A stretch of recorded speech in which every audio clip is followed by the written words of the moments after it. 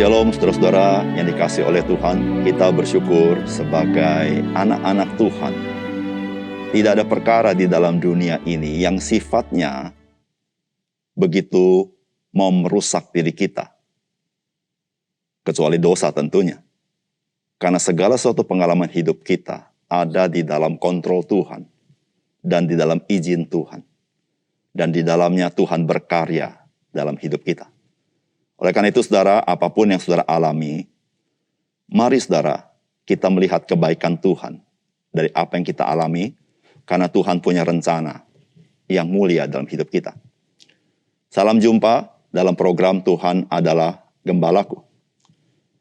Setiap orang pasti pernah dan akan mengalami pencobaan di dalam kehidupannya.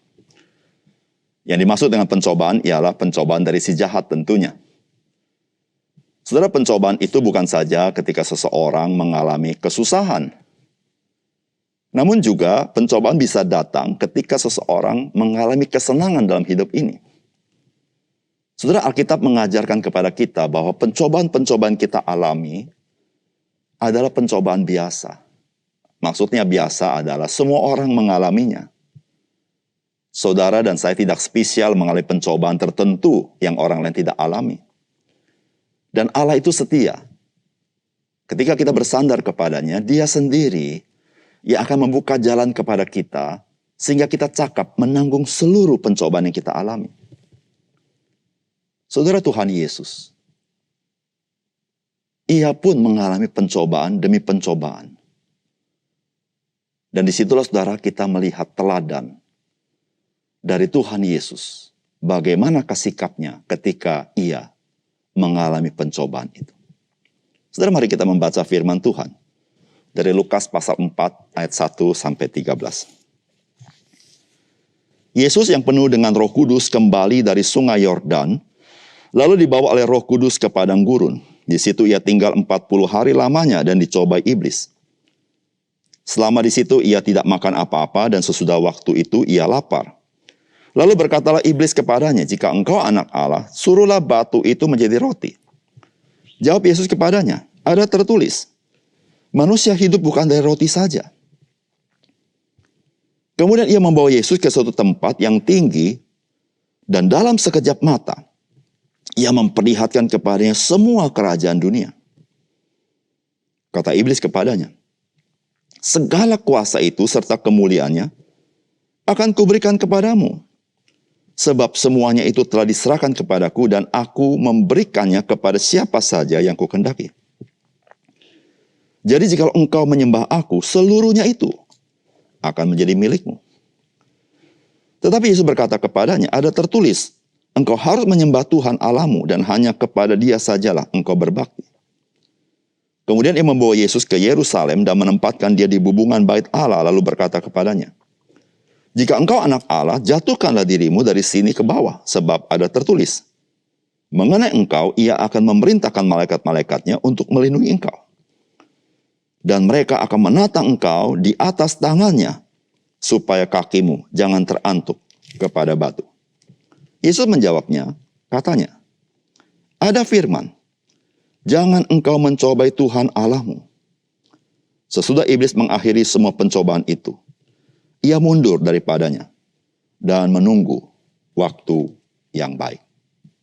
Saudara yang dikasihi oleh Tuhan, firman Tuhan yang kita baca hari ini adalah pencobaan yang Tuhan Yesus alami sebelum Ia masuk ke dalam pelayanannya sebagai seorang Mesias.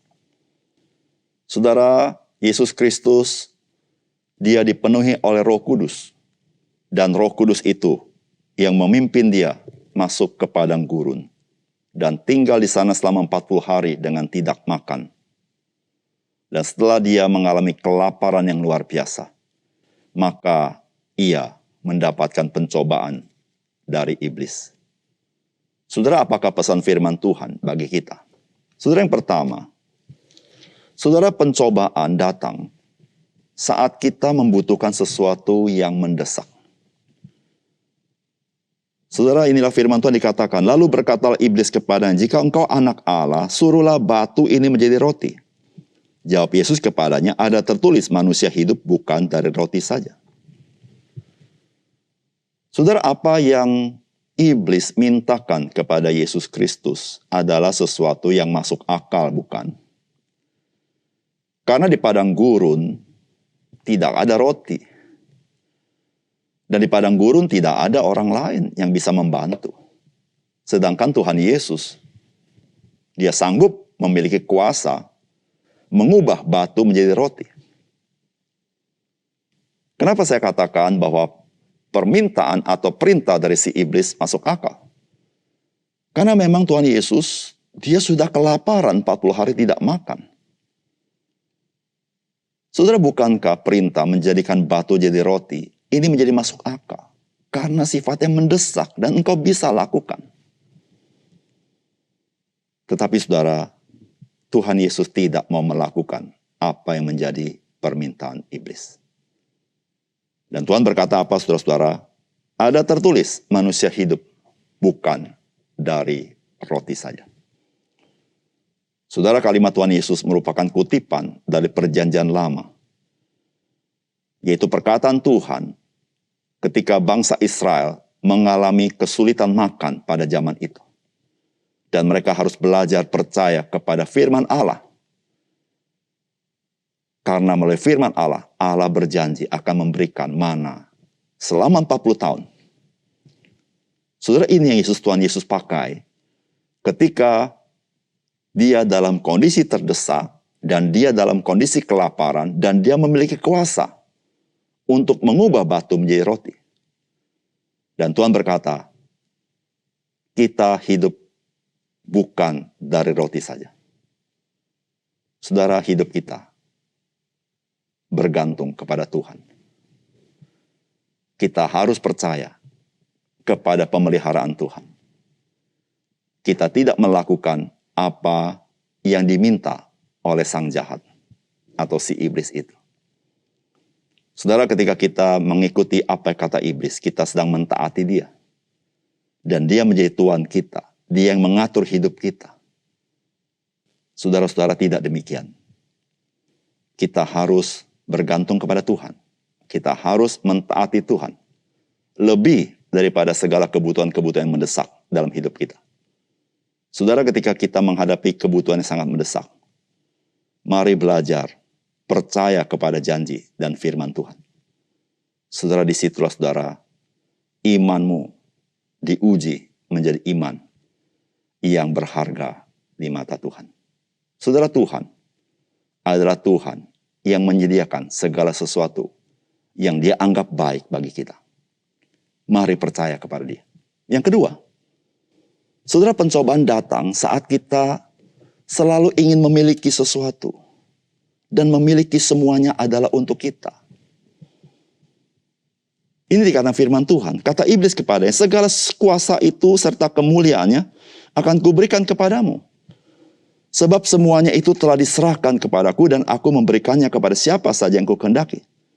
Jadi jikalau engkau menyembah aku, seluruhnya itu akan menjadi milikmu. Tetapi Yesus berkata kepadanya, ada tertulis, engkau harus menyembah Tuhan Allahmu dan hanya kepada dia sajalah engkau berbakti. Saudara, orang yang gampang jatuh dalam pencobaan adalah orang yang hidup berpusat pada dirinya sendiri. Karena orang yang hidup berpusat pada diri sendiri, seringkali pertimbangannya tidak terlalu matang. Seringkali ada banyak blind spot dalam hidupnya. Karena yang dia lihat hanya dirinya sendiri. Orang yang hidup berpusat pada diri sendiri, dia ingin segala sesuatu menjadi miliknya. Segala sesuatu harus seturut kehendaknya. Segala sesuatu harus memuliakan dirinya. Saudara-saudara yang kasih dalam Tuhan, orang yang seperti ini dapat disebut dengan sebagai orang yang serakah. Saudara, orang yang serakah lebih mudah tertipu daripada orang yang tidak serakah. Saudara, ini terjadi dalam dunia ini. Ada banyak orang tertipu karena serakah. Saudara yang kasih dalam Tuhan, pencobaan datang saat kita hidup berpusat pada diri kita sendiri. Dan kita ingin segala sesuatu untuk diri kita sendiri. Saudara, disitulah iblis dengan cerdik bisa menjatuhkan kita. Saudara, hidup bagi diri kita sendiri artinya saya melayani diri saya sendiri. Saudara, iblis pintar sekali. Sikap kita seperti itu membuat kita bisa melayani apa yang dimaui oleh iblis. Dan Tuhan berkata apa, saudara?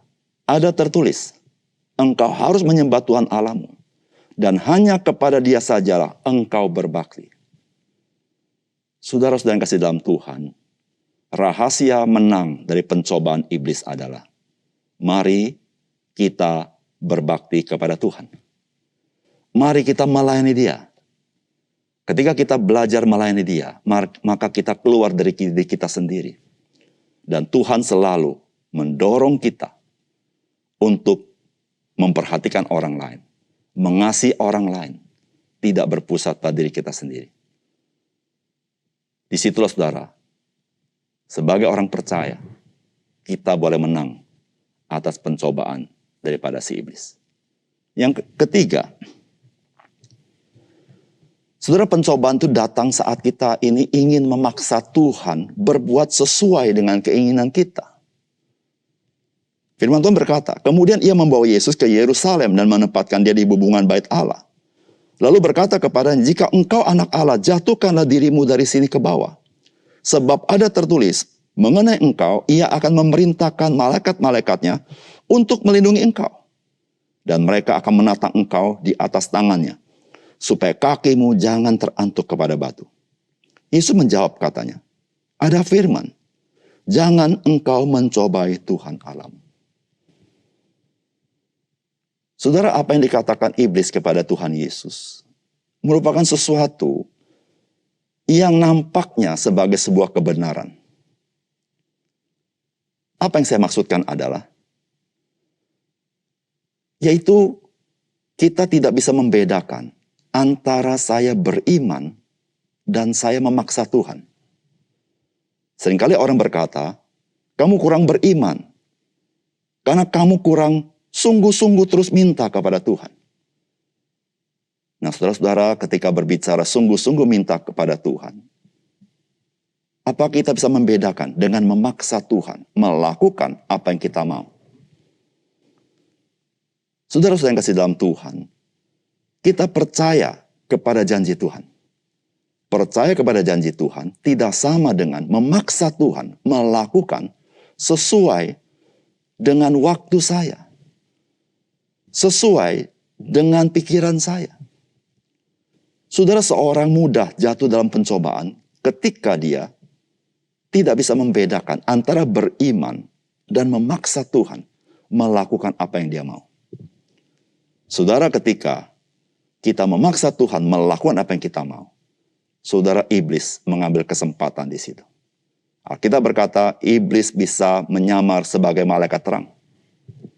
Iblis adalah penipu ulung, pembunuh manusia sejak awalnya.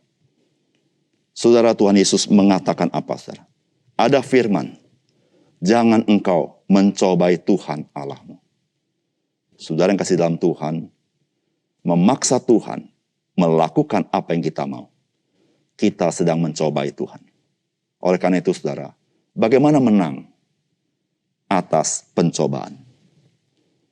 Saudara, belajar berkata, bukan kehendakku ya Tuhan, tetapi kehendak-Mu yang jadi.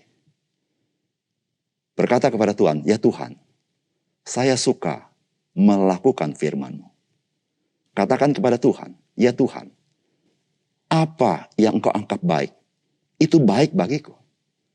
Saudara, ketika engkau bersikap seperti itu, iblis tidak sanggup menjatuhkan engkau. Mari saudara, iman nyata ketika engkau dan saya menyerahkan hidupmu ke dalam tangannya. Mari kita berdoa. Bapa surga, terima kasih untuk kebenaran firman Tuhan. Melalui pengalaman yang Tuhan Yesus alami, kami belajar sesuatu yang sangat berharga menjadi value dalam hidup kami. Kami harus hidup berpusat kepada Tuhan. Kami harus hidup dengan iman kepada Tuhan. Ya Tuhan, tolong kami, supaya kami boleh mengikuti sikap Tuhan Yesus di dalam menjalankan kehidupan ini. Terima kasih Tuhan. Dalam nama Tuhan Yesus kami berdoa. Amin.